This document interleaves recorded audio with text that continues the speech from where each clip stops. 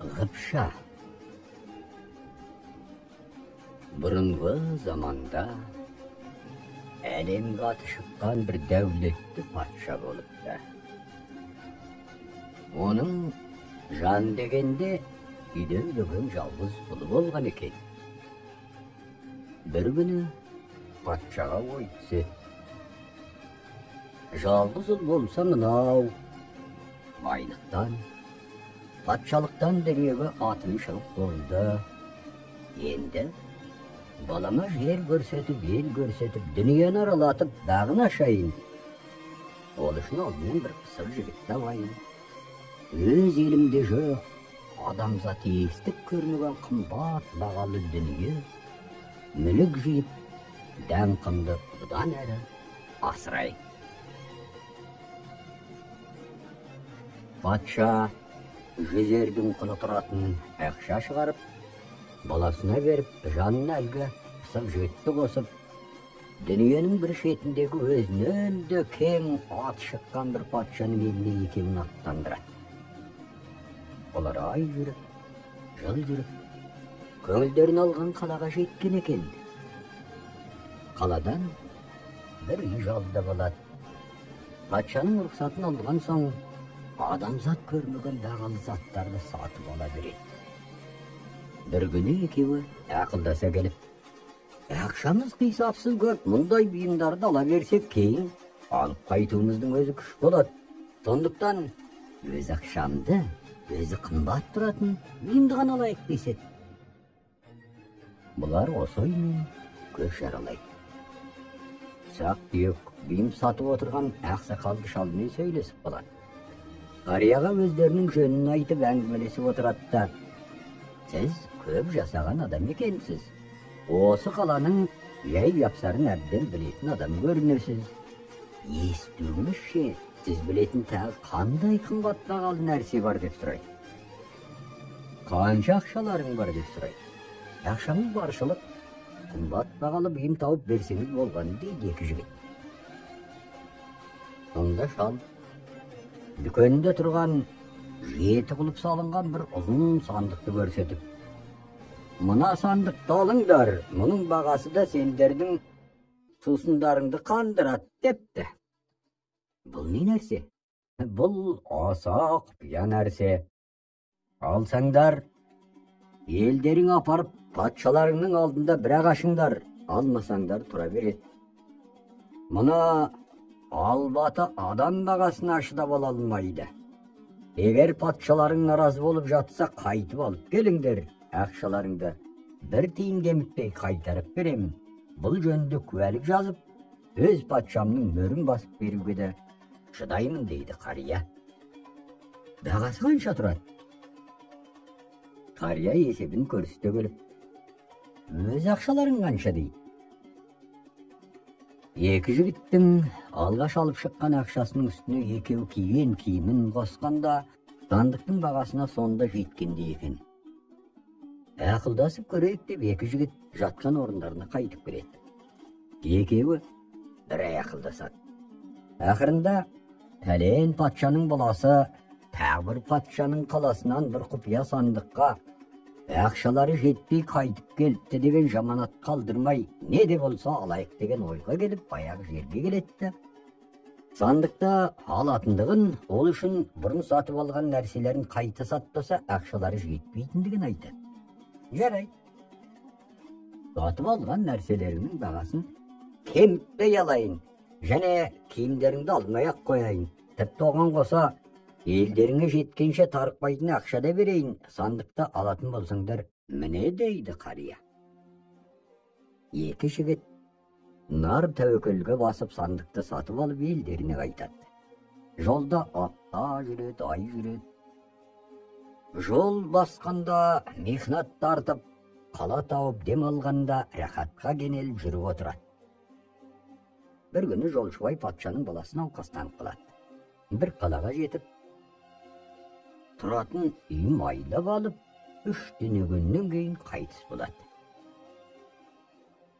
Пасақ жігіт патшаның баласын жерлеп, зиратының басына мұнара орнатып, аты жөнін жаздырып, сандықты elini alıp ketedi. Pısық жігіттің қайғы жүгі ауырлайды, жол азабы арта береді. Bir gün жолшыбай ен далада сыңсыған қалың орманы бар, ылдыраған мөлдір бұлақтың бойына түсіп, дем алып отырып ауыр ойға батады жігіт. Елге жақын келдім, патшаның жалғызлығы өлді. Жүзердің құнын беріп жалғыз сандық әкеле жатырмын. Патшаға болған істі түгел айтармын. Сонда патша маған сенер ме? Дембесе басымдалар. Bir тиын ақшасын жегемін жоқ. Өзі жұмсады. Болған істі айтып, анықтама қағазды алдына жайып салсам, дембегенде қайтет деген ойға янақтайды. Десе де жанымда ойғақ болатын жан болмағаннан кейін, сандықтың аузын ашып, ішіндегісін көріп, көңілімді тындырып апарсам болмай ма? Мұны патша біліп жатқан жоқ. Нар тәуекел, бақпен сордың бірі болар дейді. Жеті құлыпты ашып қараса, білді мен білдігі, бөленген ай мен күндей бір сұлу қыз бетін ашып қайта жаба қояды. Қош мырза, серттен тайдың, әкем жолшыбай көрмей, патшаның алдында бір ағашыңдар деп аттандырып еді. Қайыр болар іс болды. Енді абыржымай, мені жақын маңдағы бір қалаға апарып үймайлап ал. Бірер жеті дем алайық, ақыл құрайық. Шамам кетті шартты бұзбауға тиіседің. Менің атым Ғыпша. Енді мені адам баласына көрсетуші болма дейді. Пысық жігіт басы қатып, ойы-он бөлек болып жүріп бір қалаға келеді. Әр мықты, әр көркем бір үй майлап алып, жатып тұрады. Bir күні жігіт Ғыпшаға ақшаның таусылғанын айтады. Ғыпша бір кепеш беріп, осы кепешті базар аралады. Бағасы 1000 ділда, 1 тиын артық я кем ділдаға сатта дейді. Жігіт мақұл деп базарға алып шығады. Сөйтсе де іштей, мұнысын кім алады? Құдай менің басыма бір ашылмас тұман түсірді ғой деп, нәумез болып келе жатады. Кепешті көрген адамның бәрі алмақшы болып жабысады, бірақ бағасына еш қайсысы шыдамайды. Bir кезде осы қаланың патшасының жалғыз ұлы кезігіп қалады. Ол кепешті көрген жерден мен аламын дейді. Жігітті үйіне ертіп келіп, 1000 ділданы санап береді. Жігітті жолға салып, кепешті әкесіне алып келеді. Әке, мен бүгін мұна кепешті сатып алдым. Мұны қандай адам тікті екен? Бұл адам баласы болса, не деген шебер жан? Менің бір талабым бар, осын тіккен шеберді көзіме бір көрсетсеңіз, үлкен бір арманнан шығар едім дейді бала.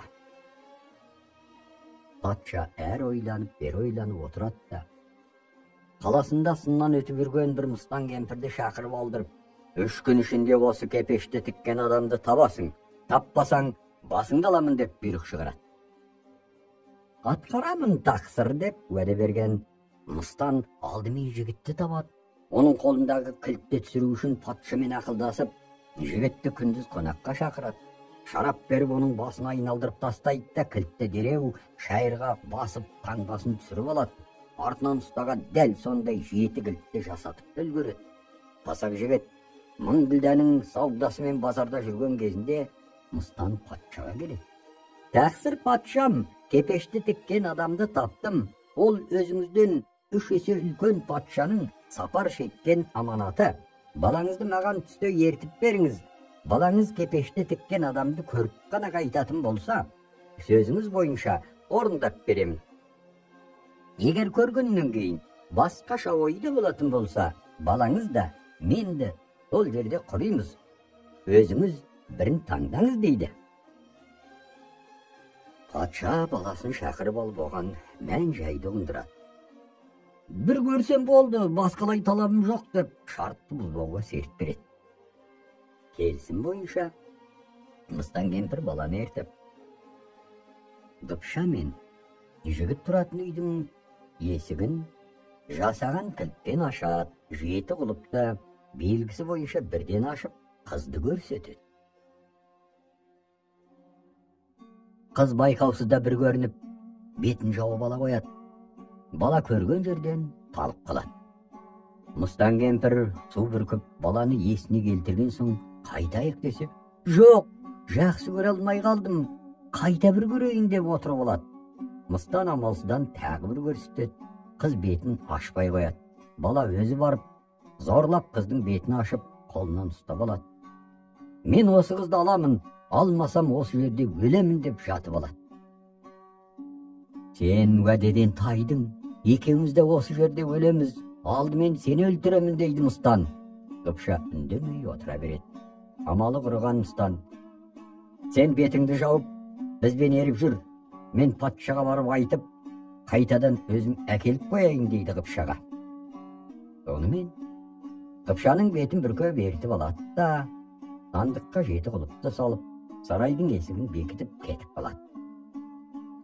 Мыстан патшаға барып: балаң серттен тайды, аманатқа қиянат жасады, кепешті тіккен баланы алып келдім, тезірек рұқсат етіңіз, кепеш тігушіні орнына апарып қояйын дейді. Патша баласына қаншалық әкелік етсе де бір ауыз сөзін өткізе алмаған соң өзі Қыпшаны көреді де, патшаның өзі есінен тана жаздайды. Серттен өзі де тайып, қызды енді жібермеуді бұйырады. Мыстан шарасыз қалады. Енді сауда істеп базарға кеткен жігітке оралайық. Жігіт әдетінше сарайға кіреді, базардан әкелген нәрселерін Қыпшаға бермекші болып сандықты ашса, сандық бос тұр. Қордың қыз деген осы екен. Барлық құлып салулы тұрса, әдеттегі адам шығалама. Біздің серттен тайғанымызды көрген соң жаратпай ұшып кеткен ғой. Енді қубасым қалғаны осы деп пиалданып, қала мен даланы кезіп кете барады. Бет алды сандалып, ғарып қалге түседі. Жігіт осылайша қаңғи берсін. Енді Қыпшаға оралайық. Патшаның баласы Қыпшаны алмақ болады.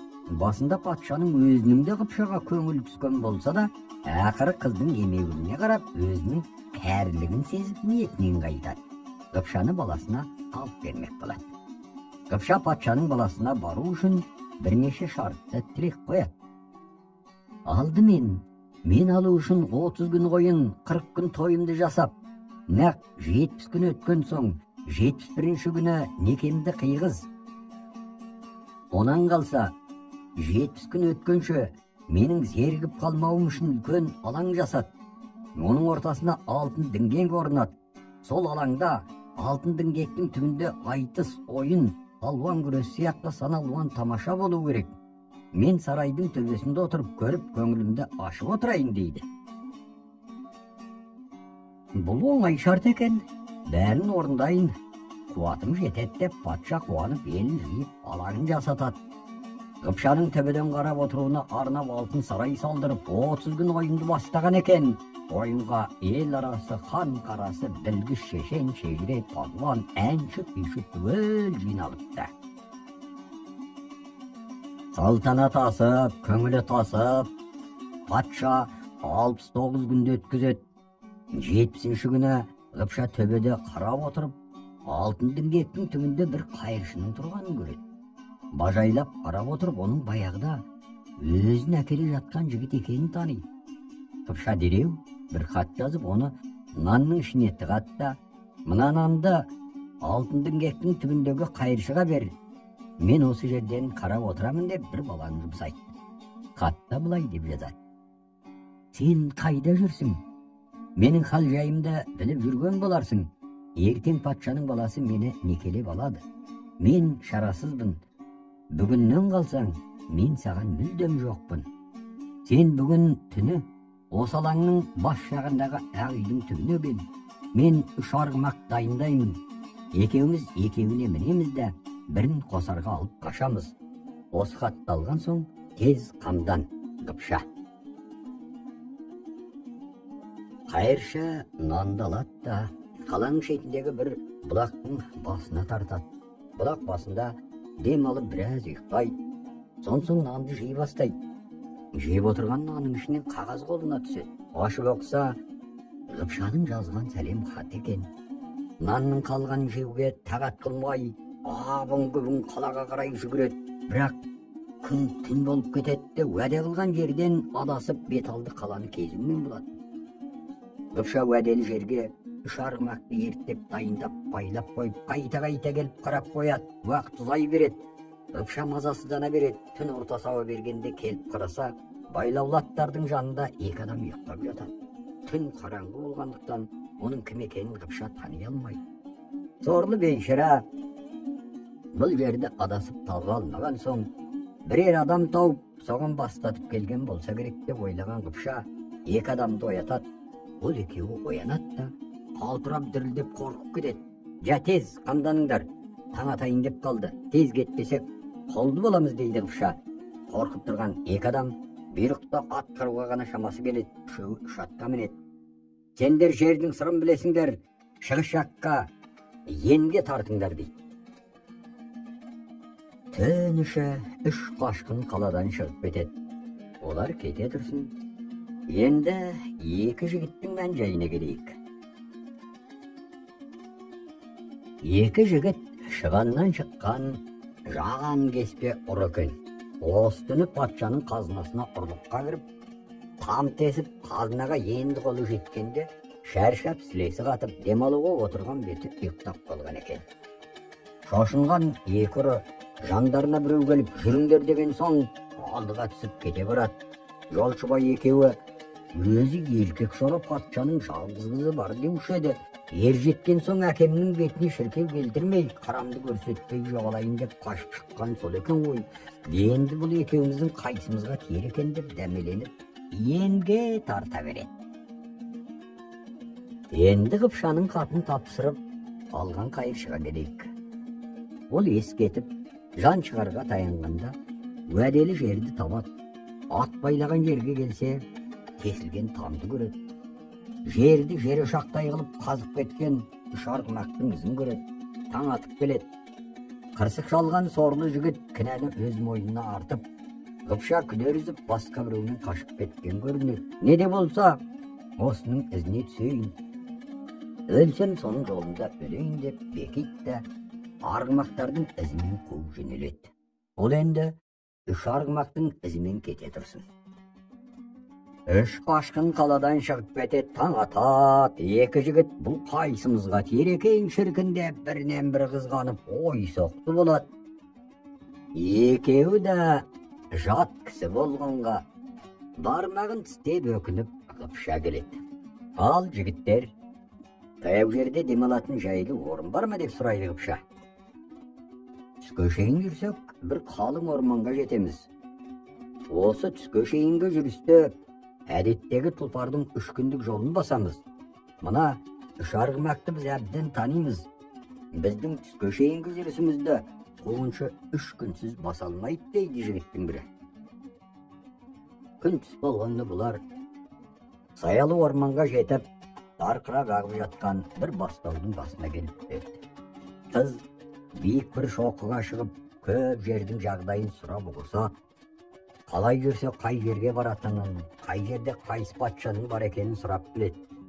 «Жа, екі жігіт, мені танисыңдар ма?» дейді Қыпша. «Танимыз» дейді екі жігіт жарыса. «Сіз біздің патшамыздың еркек шора өскен жалғыз қызы, мына үш арғымақ, әжеңіздің арғымағы. Сендер қазынаның бұрышын неге тестіңдер? Біз ұрымыз, қазынаны ұрлауға тестік. Екеуің шындарыңды айтыңдар. Бұдан былай үшеуміз бірге өмір өткіземіз. Сендерді мұратқа жеткіземін. Атты жақсылап тынықтырыңдар. Мен шай қайнатайын деп, адам көрмеген шағын бір ыдысқа су құйып, тас ошақ жасап шай қайнатады. Өзі біраз ішеді, екі кішкене ыдысқа екі орта шай құйып, суға құйып суытып екі жігітке ішкізеді. Сендер демалып тұрыңдар, мен оңаша жерге барып басымды жуып, шашымды тарап алайын деп кетіп қалады. Екі жігіт дәріс алған шайға мас болып, өлі мен тірінің арасында өкпесі жыбырлап ұйықтай береді. Қыз киіммен жүрсем маған қатер бар сияқты деп ойлаған қыз, бір жігіттің киімін киіп, екі жігіт күн көрсін деп бір арғымақты мықтап байлап, өзі бір арғымақты мініп, бірін қосарға алып, келе жатқан бет алыстен, яғни екі жігіттен сұрап болысқан жақпен тартып береді. Екі жігіт есін жиып басын көтерсе, енді жатыр, қыз жоқ, бір арғымақ байлау тұр. Екеуі ақылдасады да, бір арғымаққа мінгесе салып, қыздың ізімен олар да келеді. Қыз ертеңінде, күн еңкейген кезде бір қаланың шетіне келеді. Қаланың маңы апыр-топыр ат сабылтып, аспандағы бір ақ құсқа қарап, шапқылап жүрген ел. Бір кезде әлгі ақ құс қыздың басына келіп қона қалады. Қонақ екен, қалың адам еркек киімін киген әлгі қызды қоршай тұра қалады. Онымен қоймай аттан көтеріп алып, жібек кілемге отырғызады. Жығыла жабысып жатыр, шұрқырап жыласып жатыр. Патшамыз табылып деп шүйінші сұрасып жатыр. Бір заманда қызды қалаға алып кіреді. Еш нәрседен хабарсыз Қыпша бұған таңданып, бұл не қылық дейді. Жөн білсей, мен алыс жолдан келе жатқан жолаушымын. Қалың топтың арасынан бір адам суырыла шығып, біздің патшамыз осы қаланы ұрпақтан ұрпаққа жалғасып неше жүз жыл сұраған екен. Біздің осы патшамыз 40 жыл сұраған екен. Сол патшамыз қайтыс болар алдында жұртын жиып былай деп өсиет айтты. Мен өлген соң сендер патшалыққа қаласыңдар. Менің арнайы бағып келе жатқан бақыт деген құсым бар. Мені жерлегеннен кейін үшінші күні маған бағынышты халық түгел жиналсын. Сонан соң осы бақыт құсымды аспанға ұшырып жіберіңдер. Бақыт құсым кімнің басына келіп қонса, сол менің орныма патша болсын. Сол патшамыздың қайтыс болғанына бүгін үшінші күн. Патшамыздың өсиеті бойынша осы бақыт құсын таңертең ұшырғанбыз. Ат сабылтып жүргеніміз содан. Таңертеңнен бері ешбіріміздің басымызға қонбады. Өлдім талдым дегенде міне сіздің басыңызға қонып отыр.